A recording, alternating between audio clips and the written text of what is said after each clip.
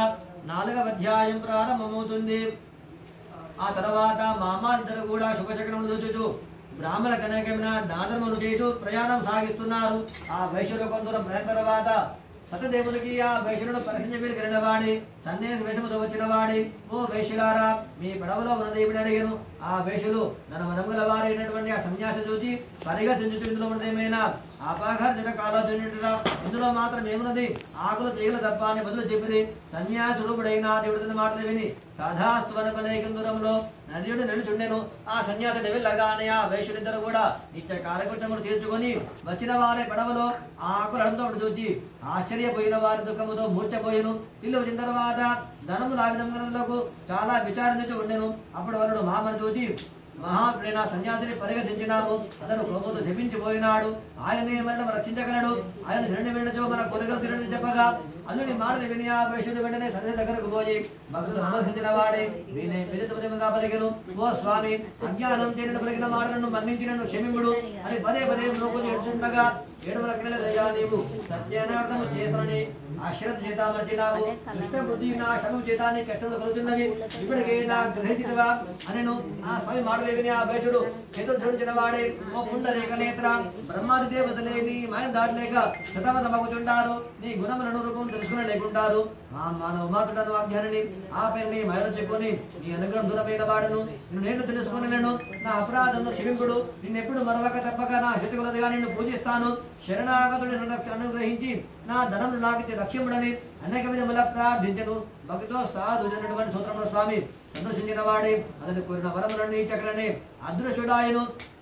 ఆ వైశ్యుడు నామ దగ్గర వచ్చిన వాడే అది ధనములతో వస్తువులతో ఇదా ప్రకారం ఉండడం చూచి సంతోషపడిన వాడే సతదేవుని దేవలన నా కొరక తిన్నదని పరివారంతో కలిసి స్వామిని పూజించి తన నగరానికి తిరిగి ప్రయాణం సాగించినాడు. సాధు తన దొంగను జాగ్రత్తగా కాపాడుతున్నటువంటి అల్లుడు చూచి, అల్లుడా చూచినవా, రత్నాపురం మనకు చేరినామని చెప్పగా తమ రాగం తెలియజేయడానికి ఇంటికి దూతను పంపెను. ఆ వార్తాహరుడు నగరమునకు పోయిన వాడే ఆ సాధు భార్యను చూచి నమస్కరించిన వాడే, అమ్మ షావుకారు గారు అల్లుడితో కూడా మన నగరమును చేరినారని చెప్పగా ఋతు చెప్పిన మాటలు విని ఆ సాధు భార్య తాను చేస్తున్నటువంటి సత్యవ్రతమును త్వరగా పూర్తి చేసి కుమార్తె ఎదురుగా పలికెను. అమ్మాయి, నేను వెళుతున్నాను, నీవు కూడా త్వరగా నీ తండ్రిని భర్త చూడకు రమ్మనగా తల్లి మాటలు విని ఆ కళావతి వ్రతమును ముగించినది గాని భర్త ప్రసాదం తీసుకోకుండానే భర్తను చూడకు వెళ్ళినది. అందులకు సందేవుని కోపించిన వాడే ఆమె భర్తను పడవలో నీటిలో ముంచి వేసెను.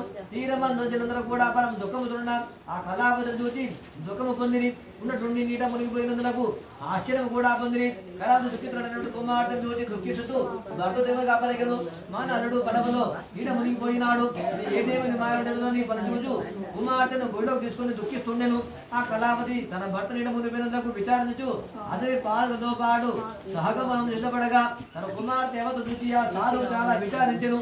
అక్కడి వారు కూడా బాధపడుతుండగా కూడా ఆ వైశ్యుడు, ఇది ఎందయో సతదేవుని మా ఏనునేమో స్వామి నన్ను గ్రహించడంతో నా వేము ప్రతిగా శ్రీవ్రతము ఇక్కడనే చేస్తానని ఆ దేవుడికి అనేక సాష్టాంగ నమస్కారం చేసి వేడుకలను సాధువుపై ప్రసన్నటువంటి ఆ సత్యవ్రతముతో ఈ విధముగా పలికెను. ఓ వైశ్యరత్నమా, నీ కుమార్తె సత్యవ్రతము చేసినది గాని భర్త ప్రసాదం తీసుకోకుండానే భర్తను చూడక వచ్చినది. అనుసరనే భర్త నిలబడకుండా పోయినాడు. ఇంటికి వెళ్ళి ప్రసాదం తీసుకుని వచ్చిన అంతయు శుభప్రదం వెళ్ళని ఆకాశం నుండి వచ్చిన వాక్యమును విని ఆ కళావతి వెంటనే ఇంటికి చేరుకున్నది. స్వామిని వేడుకొని క్షమాపణలు వేడుకొని ప్రసాదం స్వీకరించి తిరిగి నామ దగ్గరకు రాగా నీటిపై తిరుగుతున్నటువంటి పడవలో భర్తను చూసి సంతోషపడను. అప్పుడు ఆమె తండ్రితో, ఓ తండ్రి, ఆ నిండికి పోదురమని పలకగా అరసమని పలకగా తన కుమార్తె మాటలు విని ఆ సాధు సంతోషపడిన వాడి తన పరివారంతో కలిసి అక్కడనే నది తీరమునన్నే సత్యవ్రతము ఆచరించిన వాడి తర్వాత తన ఇంటికి చేరుకును. ప్రతి పౌర్ణమి నాడును సూర్య సంగం రోజున కూడా సత్యనారాయణ వ్రతాన్ని యథావిధిగా ఆచరించుచు ఆ సాధు ఏ లోకమున సమస్త యశుడు గడిచిన వాడి చివరికి సత్యదేవుడు సంతానం చేరిన వాడాయను. దేవాకాండే చతురోధ్యాయః సంపూర్ణః. సత్యేశ్వర భగవాన్ కీ జై.